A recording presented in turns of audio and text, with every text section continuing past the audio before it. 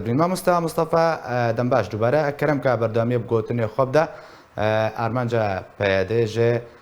ئارمانچکردنا لەشکرە ڕۆژ و شێواندە ناوێ نێوان لە پێشیارایە گشتی پەیادە دڤەردە بێ سیاسەتا خۆ دخوازێ چ ئارمانجن بەشێرێ پێشیارایە گشتی و پێشیا خەڵکێژی چ ڕاستێکی پێشاوە بەشێری یعنی باوەرم دوسێ تشتên سەرەکە هەنە یەک jê yani meydana siyaseta Kurdî biçe hemû aliyên siyasî ya wek wan bifikirin û karê xwe wek wa bikin ya jî nayên qebûlkirin li vir ez dibêm armacek jê têkçûna diyaloga Kurdî elbir hûnim bîra yani temaşevanan ku berî niha sê rêkeftin bi wan re hatibûn ava kirin lê mixabin ticarî û yek jî jê bi serî nebûye û yani em ji bîr nekin jî ku dibin serpiriştiya Serok Mesûd Barzanî da çêbê xuya ye ev cemaet yani tiştên Kurdiyetê her qebûl nakin yani serkirdeyên Başûrê Kurdistanê bi Serok Mesûd bi Serok Mesûd Serok Nêçîrvan yani kî çi dibêje nabêje cem wana cê xwe nagire bi rastî Umdiya me di tiştek tenê de hebû li vê dema yani ve her du salên talên ku dibin serpiriştiya Amerîka da ew diyalog dest pê bû û yani piştî demekê jî ku hinek yani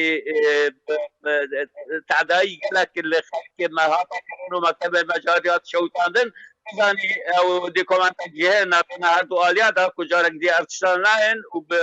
serpiriştiya Amerîka carek dîn ez bêm yani ev cemaet bi rastî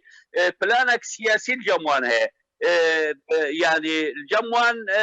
yani berî niha jî pêk anîne li Efrîn Serêkanî li Girêspî ez bêm yani carekî din dixwestin belkî li vê dema talê bira Tirkî carekî din êrişî Rojavayê Kurdistan bike ji ber yani cem min ez dibêjim di bingehiya yani tiştên sereke de tiştek heye yani belkî ji xelkê ve ne gelek zelal e ez dibêjim yani ew siyaseta ku tê meşa ji alê PKK û girêdana peyadê bûye nava divê tiştek çêbê têkevê xizmeta yani Tirkan neya Kurdan li vir yani ji xwe divê îcar li vê de leşkerê roj heye leşkerê roj xwedan keramet û şeref û berxwedan kirin ber axa Kurdistana Başûr da yani ji Emerîka hatin gotin ev nav vegerin Rojavayê Kurdistanê xwe berevaniya xwe li ber xaka Kurdistana Sûriyê da bikin te got ku yek ji armancên peyadê bi armançkirina leşkerê roj ji navbirina danûstandinên Kurdî û Kurdiya Başa danûstandinên Kurdî çi li ser çi metirsiyê li ser peyada PKK durust dike heta vî awaya hat dijberatiyê dike û dehman demê de dema ku behsa vegera leşkerê roj tê kirin dema ku metirsiya wê jî li ser peyada bi çi metirsiyekê hesiye heta ku bêtebeya karînên xwe hewl dide wêneyê bişêwênê ji xwe ev xala sereke ye bawerim yani ew diyaloga hane hekop serî bibe yani Encumena Niştimanî Kurdî dibe yani şerîkê karê wê leşkerî siyasî aborî civakî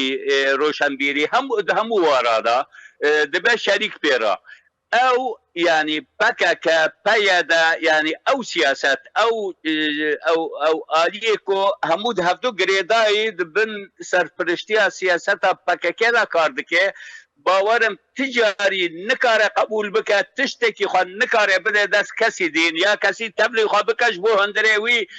bê zelalkirin li ber xelkê xêrî wan ez dibêjim yani ewna her di metirsiyakê de ne hundirê wan dibe neyê naskirin ji kesî re niha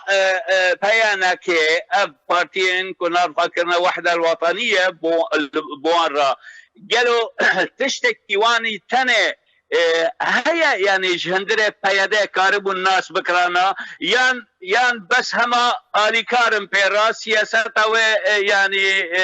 jê re bikartînin dibeşînin û tiştekî dîn nîne PKK هيدا يعني اف سياسات كان نابع تجاري كسي وك شريك بخارة قبول بك ابالك يا دين ادبم هكو او ديالوج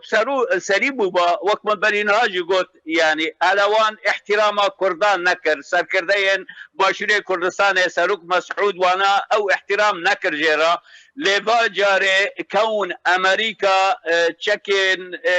يعني دستي وادا همو امريكي سرپرشتيا قلق تشتي واده که ما حسب يعني في جاري بسر پرشتيا امريكا ممكن اب ديالوگ هانه چند گابا پیش فهره لمخابن خويايا مترسيا كي مازن الجموان هيا انه اب ديالوگ جيد بسرينا به بسري به يعني استقرار كذا وضع كردستان سوري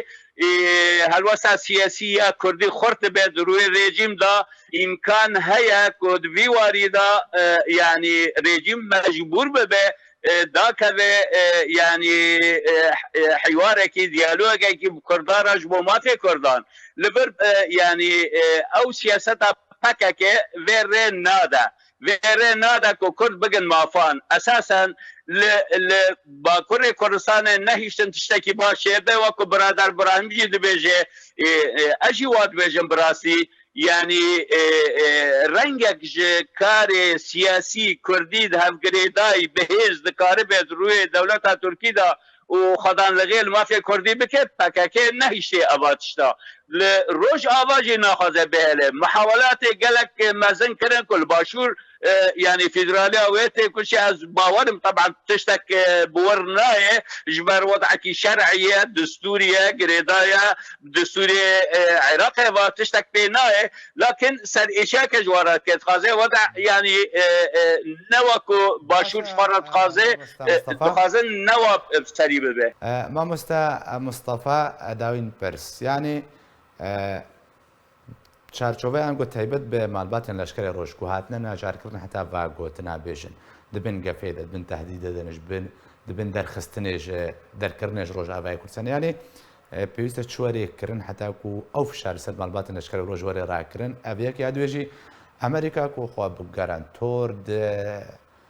دایاناسکردن ئەکو گەرانتۆری دانوستاندایە گەرانتۆرە کوی دیبن پێنکردن چێ نەبن چ ژوێ تێخواستن بله زانيج امريكا تشتغل جرين تخصن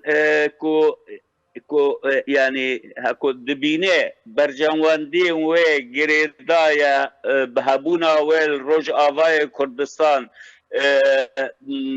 يعني هناك برجواندي وان تبلي اي كردان هنا تبلي ديالوغا كردي هيا تبلي استقرارك وضع كردي دا كو هبه اكو امريكا واد بينه باورم و امريكي هناك